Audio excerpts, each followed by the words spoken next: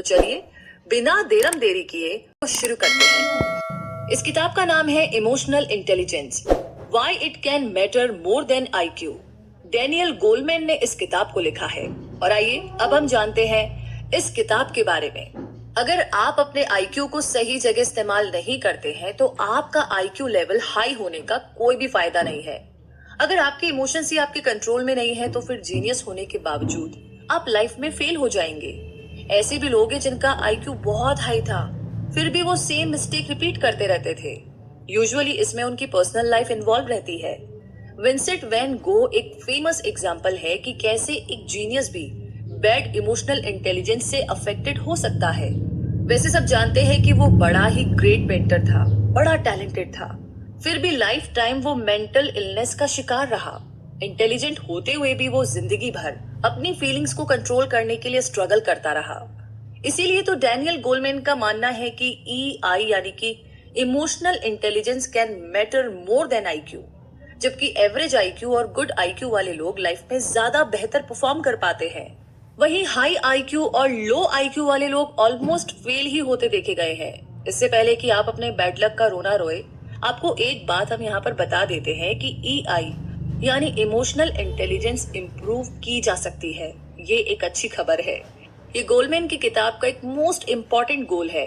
सबसे पहले EI यानी कि इमोशनल इंटेलिजेंस के कॉन्सेप्ट को अच्छे से डिस्क्राइब किया जाए और फिर आपको अपने इमोशनल इंटेलिजेंस को कैसे इम्प्रूव करना है उसमें आपकी मदद की जाए।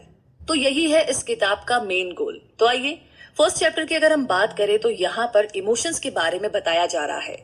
मतलब ये कि आपकी लाइफ में एक भी सेकंड ऐसा नहीं होगा जो कि इमोशन के बिना गुजरता हो। ये आपकी लाइफ का एक बहुत ही क्रूशियल पार्ट है। हमें इस इमोशनल पार्ट के साथ जीना सीखना ही होगा। मोस्ट इम्पॉर्टेंट बात ये है कि ये सारे इमोशंस हमारी लाइफ के बाकी एरियाज को भी इन्फ्लुएंस करते हैं, जैसे कि हमारे डिसीजन मेकिंग प्रोसेस को और हमारे थॉट्स यानी कि हमारे विचारों को। जिसका मतलब है कि EI यानी कि हमारा ये इमोशनल इंटेलिजेंस हमारे नॉर्मल इंटेलिजेंस को भी इन्फ्लुएंस करता है। इसी एक एग्जांपल से समझते हैं। हम सब कभी ना कभी लाइफ में बहुत ही सैड होते हैं, दुखी होते हैं, लेकिन एक बात जो आपने शायद ही नोटिस की होगी कि कैसे सैडनेस हमारे थॉट पैटर्न को इन्फ्लुएंस करती है। तब आप पास्ट के अपने अनप्लीजेंट एक्सपीरियंस को और भी ज्यादा याद करने लग जाते हैं।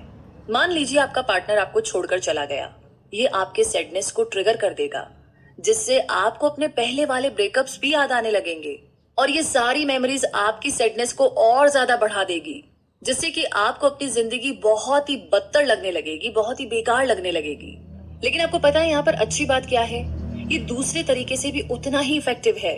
आप अपने थॉट्स से इमोशंस को इन्फ्लुएंस कर सकते हैं और यही चीज गोलमैन की इस किताब का एसेंस है, ताकि आपको मदद कर सके एक इमोशनल इंटेलिजेंस बूस्ट करने में।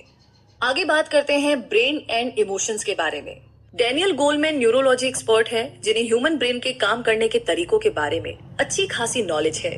उन्होंने एक चीज देखी कि हमारे ब्रेन में इमोशंस बहुत ही डीप लेवल तक होते हैं, क्योंकि हमारे ब्रेन में कुछ ओल्ड यानी कि कुछ पुराने और कुछ यंगर यानी कि कुछ बहुत ही फ्रेश पार्ट मौजूद होते हैं। और ऐसा होता है कि जो पार्ट इमोशंस को कंट्रोल करता है ब्रेन का काफी ओल्ड पार्ट होता है, काफी पुराना पार्ट होता है, इतना पुराना कि ह्यूमैनिटी की शुरुआत के टाइम से। तो अब इसका क्या मतलब हुआ? यही कि हम अपने इमोशंस को एलिमिनेट या इग्नोर नहीं कर सकते, कभी भी नहीं, क्योंकि इनके होने का कुछ मतलब तो जरूर है। एग्जाम्पल के लिए जैसे एमिगडाला एक ऐसा ही इमोशनल ब्रेन सेंटर है जो कि एक्सट्रीमली पुराना है, ओल्ड है। ब्रेन का ये पार्ट हमारे यंगर कॉर्टेक्स यानी कि सेंटर ऑफ इंटेलिजेंस के डिसीजंस को ओवरराइड कर सकता है। डैनियल गोलमैन के हिसाब से इसका मतलब होगा कि इमोशंस हमारे माइंड से भी स्ट्रांग होते हैं। ऐसा भी हुआ है कि कई extra intelligent mind proper emotional intelligence के बगैर पूरी तरीके से यूजलेस साबित हुए हैं। विंसेंट वॉन गो एक ऐसा ही एग्जाम्पल है। अपने इमोशनल इश्यूज के चलते इतने बड़े टैलेंटेड पेंटर ने अपनी लाइफ बर्बाद कर ली थी। ऐसे और भी एग्जाम्पल है जैसे कर्ट कोबेन और एमी वाइनहाउस जैसे लोग। ये सब स्मार्ट और अपने अपने फील्ड के टैलेंटेड लोग थे, लेकिन उनकी अपनी इमोशनल प्रॉब्लम्स के चलते इनकी सारी एबिलिटी बर्बाद हो गई। आगे अगर हम बात करें 5 डोमेन्स ऑफ इमोशनल इंटेलिजेंस के बारे में, तो EI यानी कि इमोशनल इंटेलिजेंस एक कॉम्प्लेक्स कॉन्सेप्ट है, लेकिन अगर हम इसे छोटे छोटे टुकड़ों में डिवाइड करके देखें तो इसे समझना ना काफी हद तक आसान होगा। आइए कोशिश करते हैं। सबसे पहला है कि अपने इमोशंस को पहचानिए। बहुत से लोग अपने इमोशंस को समझ ही नहीं पाते हैं और फिर ऑटोमेटिक वे में एक्ट करने लगते हैं। जैसे कि हम सब कभी ना कभी किसी भी बात को लेकर के जेलस होते हैं, क्योंकि एक नेचुरल इमोशन है। लेकिन जब हम ऐसे इमोशंस को एक्सेप्ट नहीं करते हैं तो दूसरों के लिए बुरा सोचना शुरू कर देते हैं।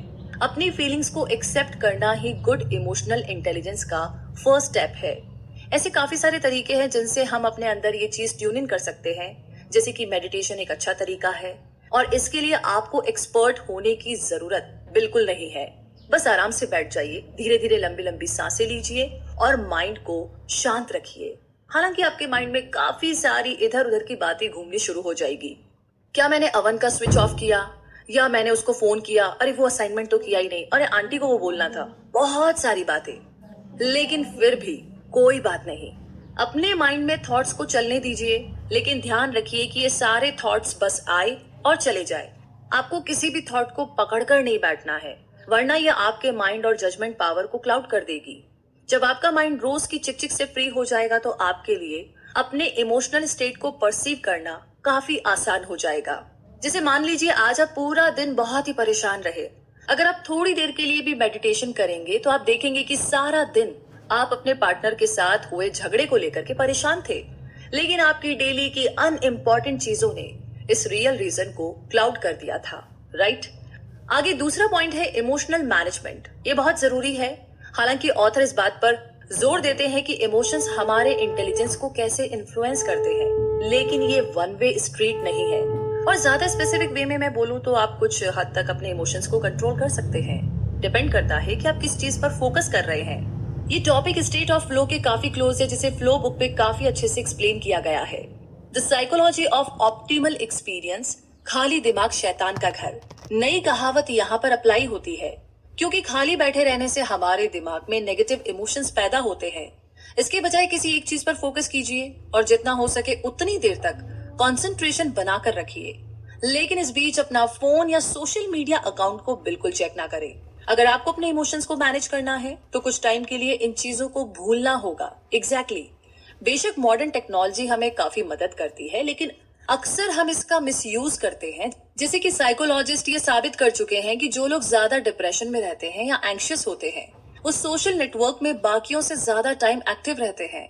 अपनी प्रॉब्लम को सॉल्व करने और कुछ प्रोडक्टिव करने की बजाय ये डिप्रेस्ड लोग बेकार में ही अपने सोशल नेटवर्क प्रोफाइल को घंटों तक स्क्रॉल करते हैं, देखते रहते हैं, कुछ ना कुछ ढूंढते रहते हैं।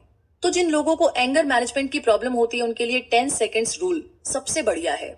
और ये रूल, ये नियम बहुत ही सिंपल है। जब भी आपको लगे कि गुस्सा आ रहा है तो आराम से बैठ जाइए और काउंटिंग शुरू कर दीजिए 1 से लेकर 10 तक। ये टेक्निक बहुत ही इफेक्टिव है। यहाँ तक कि बहुत ही गुस्सेल और इम्पल्सिव लोगों को भी ये टेक्निक बहुत ही हेल्पफुल लगी। इसकी प्रैक्टिस करने के लिए पहले तो आप एंगर के फर्स्ट साइंस को पहचानें, जैसे कि अपटाइटनेस, मसल्स में टेंशन फील होना या फिर डिजीनेस। इन सिम्टम्स के बाद ही असली गुस्सा शुरू होता है। लेकिन जैसे ही आपको ये सिम्टम्स दिखाई दे, आप तुरंत 10 सेकेंड्स वाली एक्सरसाइज को करना शुरू कर दीजिए और फिर आप देखिए कि आप कैसे अपने गुस्से को कंट्रोल कर लेते हैं। तीसरा पॉइंट है मोटिवेट योरसेल्फ। इसका बेस्ट तरीका है कि आप खुद को टाइम टू टाइम रिवॉर्ड देते रहे, लेकिन इस चक्कर में ओवर द टॉप ना चले जाए, क्योंकि अक्सर लोग रिवॉर्ड्स के एडिक्टिव हो जाते हैं। रिवॉर्ड आपका अल्टीमेट गोल नहीं है, ये तो बस आपको आपके गोल में मोटिवेट करता है। हर रोज बाहर जाकर के पार्टी करने की बजाय आप कुछ स्पेशल ओकेजन्स का वेट करें। इससे आपको और मजा आएगा और रिवॉर्ड का भी ज्यादा इफेक्ट पड़ेगा। मोटिवेशन के लिए हमेशा रीजनेबल गोल्स को सेट कीजिए।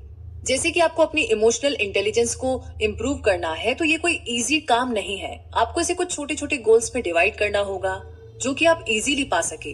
अब जैसे आप अपनी इमोशनल मैनेजमेंट को इम्प्रूव करना चाहते हैं तो पहले दूसरे डोमेन जैसे कि एम्पैथी को इम्प्रूव करने की कोशिश करें। तो एसेंस में आपको गोल एग्जैक्टली कैसे रखने चाहिए, आइए जानते हैं। फर्स्ट है कि मॉडरेटली हार्ड। जाहिर सी बात है आप कोई ऐसा टास्क तो चूज नहीं करेंगे जो बहुत ही आसान हो या बहुत ही हार्ड हो, क्योंकि इजी गोल्स आपको मोटिवेट ही नहीं करेगा और ज्यादा हार्ड आप ले लेंगे तो वो आपको बहुत परेशान कर सकता है। तो थोड़ा सा रीजनेबल होना चाहिए। दूसरा है कि you should get instant feedback. जब तक आपको अपने एक्शंस का आउटकम पता नहीं होगा आप कभी भी इम्प्रूव नहीं कर सकते हैं। और तीसरा है कि failure is not an option, it is a must. जी हाँ, अगर हर चीज प्लान के हिसाब से चलने लगे तो समझ लीजिए कि आप राइट ट्रैक पर हो। एक चीज हमेशा याद रखो कि फ्रस्ट्रेटिंग एक्सपीरियंस कहीं ना कहीं आपको पीछे खींचने की फिराक में रहते हैं। आपको फ्लो बुक पे अपने गोल्स के बारे में और भी ज्यादा जानने का मौका मिलेगा, तो आप इस बुक को ट्राई कर सकते हैं। आगे फोर्थ पॉइंट है एम्पैथी। ये कोर ह्यूमन कैरेक्टरिस्टिक है, क्योंकि हम इसके बिना रह ही नहीं सकते। फिर भी आज के टाइम में हम लोग अनएम्पैथेटिक और इनडिफरेंट होते जा रहे हैं, और साइकोलॉजिस्ट इस प्रॉब्लम को लेकर के काफी ज्यादा परेशान है। एक तरफ तो आजकल वायलेंस इतना ज्यादा बढ़ गया है कि हमें इसकी आदत सी हो गई है, और लोग टीवी वगैरह में इतना ज्यादा वायलेंस वाले प्रोग्राम देखने लगे हैं कि दूसरों की तकलीफ को देख करके भी लोगों को फर्क ही नहीं पड़ता है। बड़ी अजीब बात है, और ये चीज बहुत ही डेंजरस है हमारे फ्यूचर के लिए, क्योंकि हेल्दी ह्यूमन रिलेशनशिप के लिए हम इंसानों में एम्पैथी होना बहुत जरूरी है। लेकिन अच्छी खबर ये है कि हम एम्पैथी को इम्प्रूव कर सकते हैं, बस आपको इसके एरियाज पर थोड़ा वर्क करना होगा। जैसे कि दूसरों को ऑब्जर्व कीजिए। अक्सर हमें पता ही नहीं चल पाता है कि हमारे दोस्त या फैमिली वाले क्या फील कर रहे हैं। हम उनकी फीलिंग्स की परवाह ही नहीं करते, लेकिन उनके साथ थोड़ा टाइम स्पेंड करके हम ऑब्जर्व कर सकते हैं कि किसी सब्जेक्ट पर उनकी फीलिंग्स क्या है या वो कैसे रिएक्ट करते हैं। दूसरा है कि अंडरस्टैंड अदर्स। दूसरों को समझना पड़ेगा। जिससे आपकी बात हुई उस इंसान से बात करने के बाद खुद से ये पूछिए, इस इंसान को क्या फील होता होगा, उसके इमोशंस क्या होंगे। कुछ बिहेवियरल साइंटिस्ट इसे कॉग्निटिव पार्ट ऑफ एम्पैथी बोलते हैं। और आगे आपको ध्यान रखना है रेजोनेट विद अदर्स। जी हाँ, एक रिदम सेट कीजिए दूसरों के साथ। ये लास्ट और मोस्ट इम्पोर्टेंट पार्ट है, और शायद सीखने के लिए बहुत ही मुश्किल वाला भी। दूसरों के साथ सही तरीके से रिजोनेट करने के लिए आपको उनकी जगह खुद को रख करके सोचना होगा। ये एक दो धारी तलवार जैसी चीज है, क्योंकि बहुत ज्यादा रिजोनेटिंग भी अच्छी बात नहीं है। तो डैनियल गोलमैन उनके बारे में बताते हैं जिन्हें एलेक्स्थीमिया होता है। ऐसे लोग अपने इमोशंस को जाहिर नहीं कर पाते, क्योंकि उन्हें समझ में ही नहीं आता है कि कैसे अपने अंदर की फीलिंग्स को बाहर निकाले या किसी से शेयर करे। लेकिन हम सब भी ना कभी इस चीज को एक्सपीरियंस करते हैं। बट ऐसा कितनी बार हुआ कि आपको कुछ फील हुआ लेकिन आप उसे बोल ही नहीं पाए। आपको जवाब देने की जरूरत बिल्कुल नहीं है, ये सबके साथ होता है, नॉर्मल है। जैसा हमने पहले ही आपको बताया कि कुछ ऐसे मेथड्स हैं जिनसे आप अपनी इनर स्टेट को इम्प्रूव कर सकते हैं, सुधार सकते हैं। जैसे कि आप मेडिटेट कर सकते हैं, और भी कई टेक्निक्स हैं। अगर आप साइकोलॉजी को लेकर के क्यूरियस है तो इमोशंस पर किताबें पढ़िए। और अगला पॉइंट है कि pay attention to your relationships. जी हाँ, जो लोग एम्पैथेटिक होते हैं वो दूसरों के साथ अपने रिलेशन को लेकर के एक्स्ट्रा केयरफुल रहते हैं। बेशक मिसअंडरस्टैंडिंग होने के चांसेस हर रिश्ते में रहते हैं, लेकिन सबसे इम्पोर्टेंट बात यह है कि कोई भी इश्यूज सही ढंग से सुलझा लेना चाहिए। मान लीजिए आपकी अपनी दोस्त से फाइट हो गई है, लेकिन फिर भी अपना गुस्सा ठंडा करके आप उसे कॉल जरूर करें, क्योंकि बड़े लोग और समझदार लोग कोई भी दुश्मनी नहीं रखते हैं, और ना ही उनमें बदले की फीलिंग्स होती है। अब लेकिन इसका ये मतलब भी तो नहीं है कि हमेशा आप ही माफी मांगे, बल्कि इसके एकदम उलट आपका इमोशनल इंटेलिजेंस जानता है कि कब आपको सॉरी बोलना है और कब सॉरी नहीं बोलना है। तो ऐसे कई मौके होंगे जब आपकी एक सॉरी बिगड़ी हुई बात बना देगी, लेकिन अगर गलती आपकी नहीं है तो भी आपको मैटर सॉल्व करने में पीछे नहीं हटना चाहिए। आप कुछ यूं बोल सकते हैं कि भाई देखिए, मैं समझ सकती हूँ कि तुमने ऐसा क्यों किया, लेकिन मेरी भी थोड़ी गलती थी। एक दूसरे को ब्लेम करने से अब होगा क्या, अब झगड़ा खत्म करते हैं, क्योंकि तुम एक अच्छे दोस्त हो यार मेरे। सिंपल है ना। और आई थिंक आप ऐसा कर सकते हैं, ये लाइन आप बोल सकते हैं। तो इस लाइन को जरूर ट्राई कीजिएगा। कहीं भी आपको लग रहा है कि कुछ भी रिलेशनशिप में झोल हो रहा है, प्रॉब्लम हो रही है, तो क्योंकि ह्यूमन रिलेशनशिप को लेकर के साइकोलॉजिस्ट एक बहुत ही अच्छी एडवाइस देते हैं।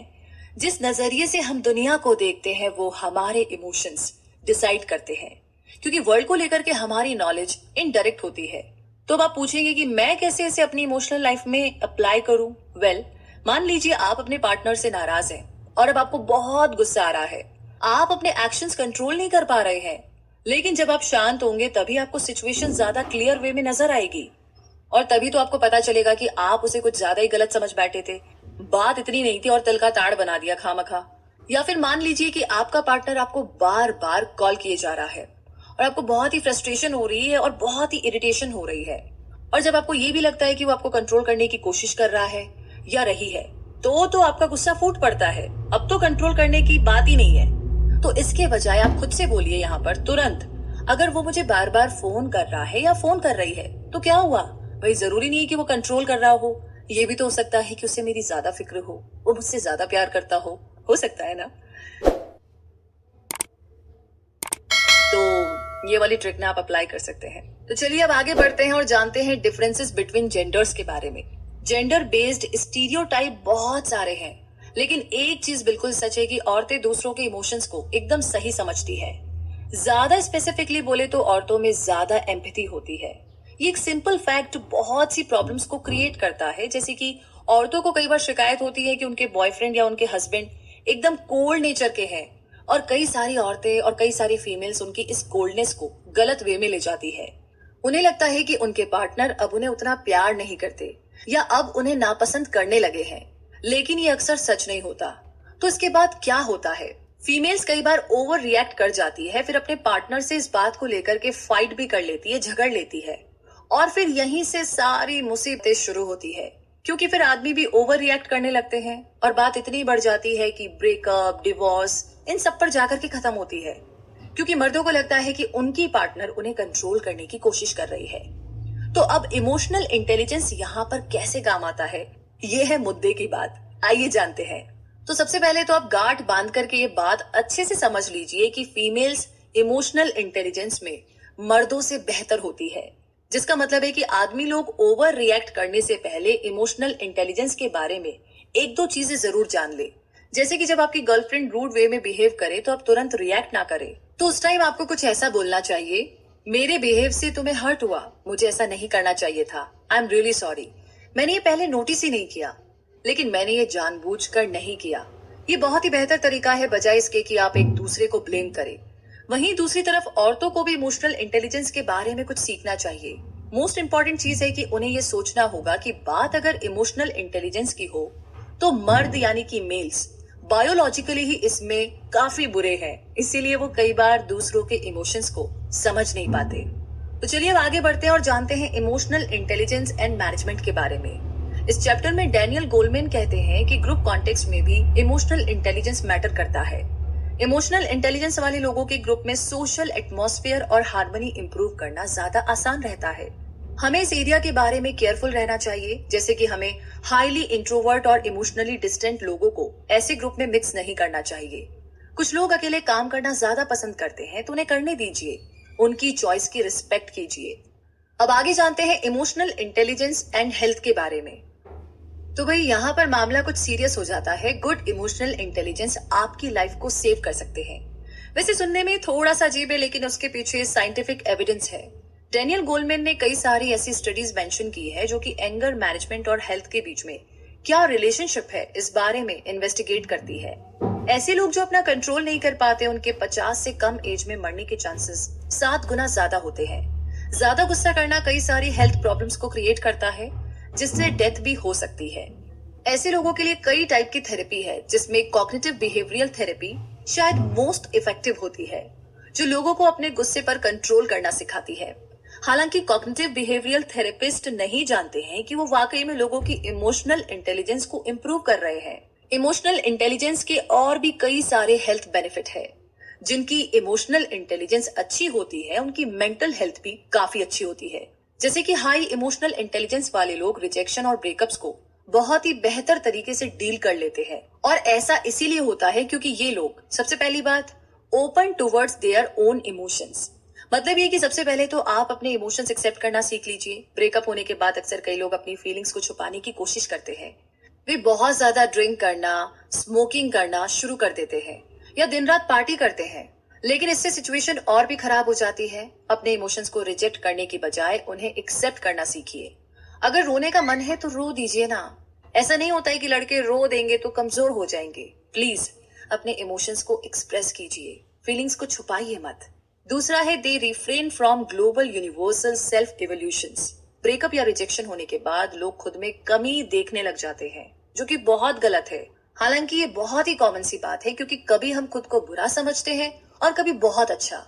लेकिन प्रॉब्लम तब शुरू होती है जब हम अपने बारे में ग्लोबल नेगेटिव व्यू अडॉप्ट कर लेते हैं, यानी हम हर चीज में खुद को बहुत ही कमतर फील करने लगते हैं। लेकिन हाई इमोशनल इंटेलिजेंस वाले लोगों के साथ ऐसा बिल्कुल नहीं होता। उन्हें पता होता है कि उन्हें बैड इसलिए लग रहा है क्योंकि उनका ब्रेकअप हो गया या वो रिजेक्ट हो गए, लेकिन इसका ये कतई मतलब नहीं है कि वो हर चीज में बेकार है, बुरे हैं। ये एक एसेंशियल पार्ट है। जब हमें बुरा लगता है तो हम अपनी वीकनेस को बहुत बड़ा चढ़ा करके देखते हैं। हाई इमोशनल इंटेलिजेंस वाले लोग इस चीज को समझते हैं, इसीलिए वो सैडनेस से बहुत ही जल्दी बाहर आ जाते हैं।